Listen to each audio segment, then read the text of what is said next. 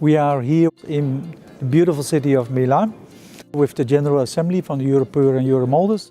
The theme of this year's EUROPUR General Assembly is innovation, and innovation split it up in three different sectors: people, products and processes.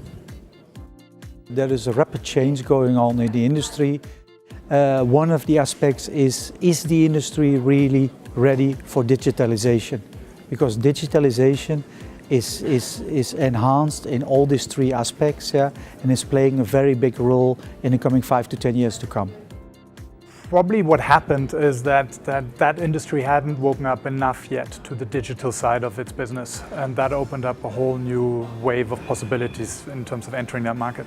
For us, I think innovation kind of came natural in the sense that we came from a consumer side. We obviously had been shopping with mattresses, and from a business side we had been selling them. And we've innovated on two levels. One is around the buying experience, and the other one is around the product offering. And regarding the buying experience, we saw that there's a lot of friction and complexity when you buy mattresses. One, in terms of like choosing them, then you have to go in there, then you buy them, then you can't give them back. And so we removed all of that. So one side we see ourselves as big innovators on friction and customer experience.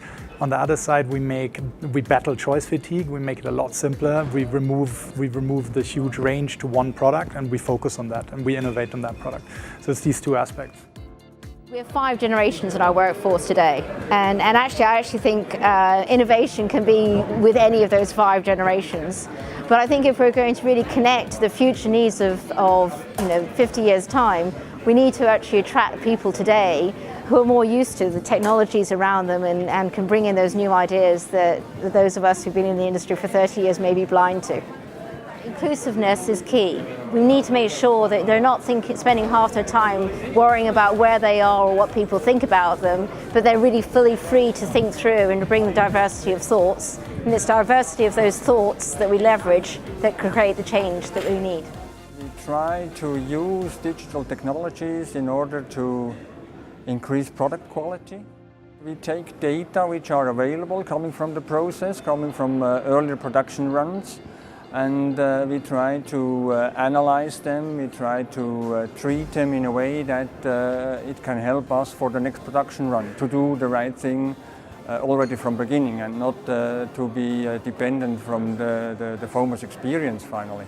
If you, by using digital technologies, can increase the probability that you are within specification for this production run, the potential of waste reduction and therefore to be more sustainable is very high finally. I would say there is no magic, but there is a sort of black box, because what we are doing here is we are solving something what we call in our language a multi-dimensional problem with a lot of variables, which the normal human brain cannot solve.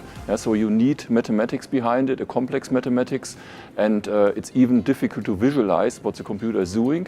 But that's really the strength of that solution, that we can combine our material knowledge with these new digital technologies.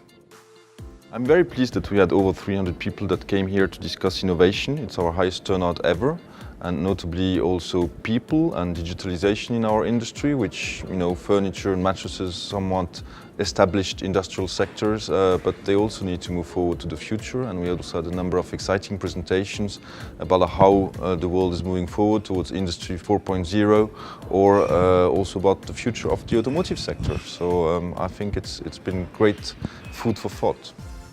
We look forward to have the PU Foam family next year with us in April in Krakow, Poland.